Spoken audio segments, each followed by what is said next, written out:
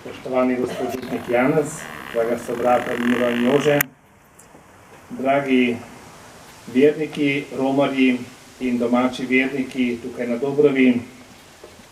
Vesel sem, da smo skupaj in da častimo skupaj Marijo, našo nebeško mater. In vesel, da bomo lahko praznovali sicer zaključek šmarnih maš, vendar hkrati vedno ostajamo tesno povezani z Marijo. Svete maše so vezane na Marijine praznike. Začele so se z velikim šmarnom, z Marijinim zmagoslavjem v nebesih, nebesa vzeto. Sedaj je bilo v torek praznovanje Marijinega rojstva. Po jutrišnjem bo praznik žalostne Matere Božje. Imamo 3 praznike, ob katerih se oziramo na Marijo, našo nebeško mater. In če smo praznovali v torek njen rojstni dan, se zamislimo, kako praznujemo rojstne dneve naših očetov in mater. Zato vam ob tem prazniku malega šmarna, ki je že bil, kljub vsemu čestitam. Ob prazniku vaše, moje, naše nebeške Matere Marije. Prav, da se spomnimo in praznujemo, podobno kot praznujemo za rojstne dneve, kot sem rekel, naših mam in očetov. Ob takšnem rojstnem dnevu tudi pomislimo, kakšno darilo bi prinesli, kakšen spomin. Najbrž ni treba kakšnega dragega darila, vendar nek spomin, da se mama razveseli. In tako pomislimo tudi, kaj bi Mariji prav prišlo, da bi prinesli kot darilo, kakšna bi bila pravzaprav Marijina želja, pa tudi morda njeno pričakovanje od nas, njenih otrok. Če se zamislimo, ali pa tistih ste mame, ki ste očetje, kaj pravzaprav pričakujete od svojih otrok ob godu, ob rojstnem dnevu? Najbrž nekakšnega posebnega dragega darila, kot sem rekel, ampak da bi bili recimo otroci skupaj, da bi bili edini. Tako se tudi Marija želi, da bi bili mi, njeni otroci, edini, skupaj. Skupaj z Jezusom, pa tudi med seboj. Vsaka mama in oče si najbrž tudi želita in to je skoraj najboljše darilo za njih, da so otroci srečni, da imajo eno polno življenja, morda zdravjem, še bolj pa v življenjski izbiri. Zato, ker delajo, kar počnejo otroci, da so ob tem srečni in imajo eno lepo perspektivo. In mi želimo gledati eno perspektivo ne samo v letih našega življenja, ampak na vso večnost. Potem bi bila mogoče tudi Marijina želja, pričakovanje od nas, ko ji čestitamo, da ji pravzaprav zaupamo in da se na njo obračamo s svojimi prošnjami, ker verjamemo, da nam lahko pomaga. Mogoče je včasih kdo od staršev razočaran, če mu rečeš, saj nič ne nucam od tebe, pa ti želi nekaj postreči, pa ti želi nekaj povedati, pa ti želi nekaj pomagati, pa otrok zavrne vse. To bi bilo najbrž žalitev. Če pa rečeš, ja, prosim za tole, pa za tole, mi lahko to poveš, to pa je izraz enega zaupanja. In tako se tudi na Marijo obračamo kot otroci, ki jih zaupamo, ki se upamo prositi in ji povedati, kaj nas teži v duši, da jo prosimo za pomoč. Ampak to predpostavlja, brati in sestre, tudi našo vero in en osebni odnos z Marijo, z njenim sinom Jezusom, da znamo zaupati in imamo vero. In mogoče bi bila še ena Marijina želja, da ji prinesemo za rojstni dan. Mogoče to, da bi jo upoštevali, da bi njeno besedo, pa tudi njen zgled vzeli zares. Spomnimo se, kaj je rekla služabnikom v Kani Galilejski, ko so bili ljudje v zadregi zaradi gostije in pomanjkanja vina. Takrat je rekla, storite vse, kar vam reče, kar vam Jezus reče. Ni ona povedala, kaj naj storijo, da ne napolnijo vrče z vodo, ampak to naredite, kar vam bo Jezus rekel. In to je odnos mame do otrok, tako odnos Marije do svojega sina Jezusa, pa tudi do nas, njenih otrok, ki smo bili posinovljeni in smo postali sinovi in hčere pod Jezusovim križem. In ne samo, da bi mi Marijo obdarili z vsemi temi stvarmi, poglejmo ob njej tudi, s čim pa smo mi obdarjeni. Kako je z nami in kako smo bogati, prav zaradi otroškega zaupanja do naše nebeške Matere Marije. Najprej to ob Mariji, da je ona naša mati. Ona, ki je bila dekla Gospodova, ki je znala sprejeti Božjo besedo in se ta beseda lahko utelesila v njenem telesu, da je postala Jezus, hkrati pa tudi sprejemala vsako besedo, ki je Jezus povedal, jo vzela zares in jo postavljala v življenje. Obdarjeni smo z Marijo kot našo materjo, ki je že od začetka cerkve bila z apostoli zbrana v dvorani zadnje večere in z njimi molila. In tako moli tudi z nami. In na mnoge načine se obračamo na njo kot na pomočnico kristjanov. Ob vseh mogočih prilikah jo prosimo za pomoč. In to je pa njen dar za nas. In še smo obdarjeni, brati in sestre, z Božjo besedo. Besedo, ki je postala meso v Mariji, ko je rodila Jezusa, in potem je ta Jezus govoril besede večnega življenja. Obdarjeni smo torej s to besedo življenja. In danes je čudovita beseda, kot smo jo slišali v prvem berilu, drugem in posebej v Evangeliju. Ko govori ta beseda o usmiljenju in odpuščanju, sicer tudi kar strogo, ampak nas vse nagovarja in želi, da bi znali tudi mi biti podobni Gospodu, ki je usmiljen do svojih otrok. Tako Jezusova beseda odpuščanja pokaže, kako Bog odpušča neizmeren dolg. Najprej dolg izvirnega greha nad vsem človeštvom, ko smo krščeni in potem, ko tudi v znamenju svojega krsta priznavamo grehe v spovedi. Bog odpušča tako izvirni greh kot vse ostale grehe.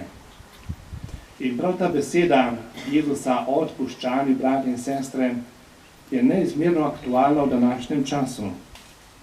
Je sicer zahtevna beseda, težka, ampak z Gospodovo močjo jo je možno uresničiti. Ker je zahtevna in težka, potrebujemo pomoč. In spomnimo se Jezusove besede, ko pravi, ljubite se med seboj, kakor sem jaz vas ljubil. Ne pošilja nas kar tako na prazno. Ljubite se med seboj in dobro se imejte, jaz povem po svoje. Ampak ljubite se med seboj, kakor sem jaz vas ljubil. On nam prvi pokaže, kako se to naredi. Pokaže nam, kako se ljubi. Kaj se naredi, ko je treba odpuščati. Zato pravi, kakor. Vedno se nanaša na njega. In to odpuščanje, ko sem rekel, je težko in zahtevno. Verjetno skoraj nemogoče, samo v človeški moči. Ampak je mogoče z Božjo močjo. Tako kot Jezus to dela. Dobro poznamo Petrovo vprašanje, ki smo ga tudi danes slišali ob začetku Evangelija. Kolikokrat naj odpustim svojemu bližnjemu? 7-krat. Tako kot je Kajn rekel čisto na začetku Svetega pisma, če me bo kdo razžalil, se bom 7-krat maščeval. Ali 77-krat, kot je Lameh rekel, če me bo kdo prizadel, se bom 77-krat maščeval. Torej, če so se maščevali zob za zob, je bil to že neizmeren napredek. Kako so bili ljudje pred postavo Boga, pred 10 božjimi zapovedmi ujeti v to maščevanje. Še zdaj se kje po svetu pozna ali se kje govori o krvnem maščevanju. Kako je to hudo. In tam so ljudje vpeti in ujeti v krog sovraštva in strahu, v krog maščevanja in jeze. Ko pa Peter vpraša, a naj bom toliko velikodušen, da saj 7-krat odpustim, ali pa 70-krat, Jezus reče ne, vedno. 77-krat 7-krat. Torej vedno. In tako kot Bog vedno odpušča grehe ljudi, tako tudi nas vabi, da bi odpuščali vedno in brez pogoja. Saj tudi mi rečemo v Oče našu, odpusti nam naše dolgi, kakor tudi mi odpuščamo svojim dolžnikom. Verjetno, kot sem rekel, je to težko izvesti, ampak je možno z Božjo pomočjo in Gospod nam prihaja naproti. Ta prilika, ki jo je Jezus povedal o odpuščanju, nam daje poguma in tolažbe, da je to možno skupaj z njim.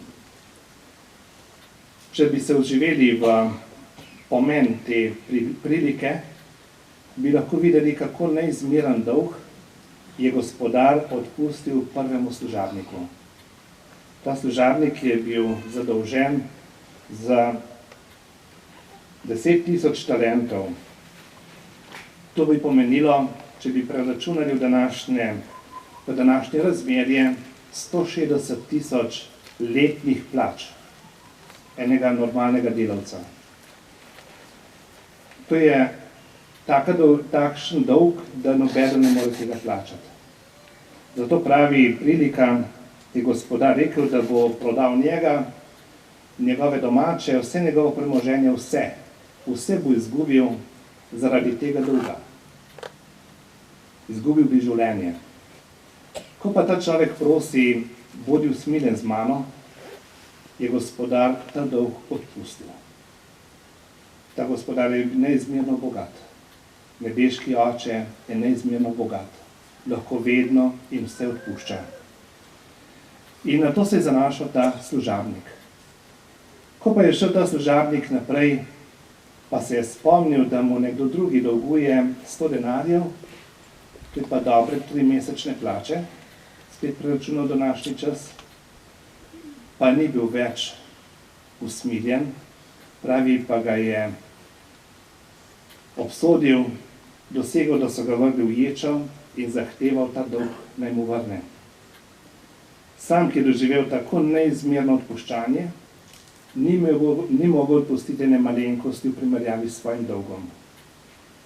In tako nam Gospod pokaže, kako nesramno oziroma neprimerno bi bilo, da človek ne bi odpuščal drugim. Čeprav težko, kot pravim, ampak z Gospodom je to možno. In Gospod odpušča vedno znova, zato imamo sveto spoved. Imamo vsak dan, ko se pokresamo svojih grehov zvečer, si sprašamo vest in obudimo kresanje in Gospod odpušča. Glede, kako je Bog neizmerno dober. In koliko priložnosti imamo kristjani, da lahko te grehe odložimo. Ko sem pripravljal pred leti odrasli ljudi na prejem zakramenta Svetega krsta, je bila v skupini tudi neka pravnica, starejša gospa. In zelo se je ustavila prav ob zakramentu svete spovedi, ker se ji ni zdelo logično, kako to, če človek nekaj narobe naredi, gre pa k spovedi, pa mu je kar odpuščeno. Se bi moral odgovarjati za svoje grehe, bi moral to povrniti. Razmišljala je zelo z pravniškega vidika, kot pravnica, kot sodnica. In je bila neizmerno začudena, neizmerno vesela, ko je videla, kakšna je evangeljska logika, kako je Gospod dober, ki prihaja naproti. In Gospod nas želi rešiti tiste logike dolga, ki jo služabnik, kateremu je bil drugi sobrat nekaj dolžan, ni mogel sprejeti, ampak je vstopil v neko maščevanje, v sovraštvo in jezo. In ob tej priliki lahko vsak od nas reče: Gospod, reši me takšne logike maščevanja, sovraštva, jeze in dolgov. Prosim, sprejmi me v logiko usmiljenja, ker sami doživljamo usmiljenje in potem bomo lahko tudi usmiljenja deležni. Gospod nam daje odpuščanje, dar odpuščanja in želi, da tudi mi potem odpuščamo drug drugemu.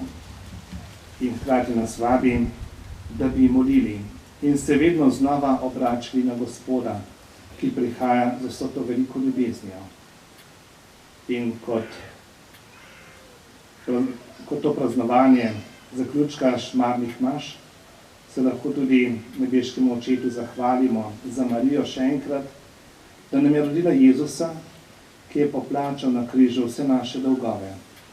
In tudi ona je sodelovala, ko je stala pod križem, ni sodila in obsojala, ampak je prav pod križem sprejela za svoje otroke nas, ki smo grešniki, ki potrebujejo Božje usmiljenje in se lahko vedno znova oziramo na Marijo in od nje dobimo vso materinsko ljubezen. Amen.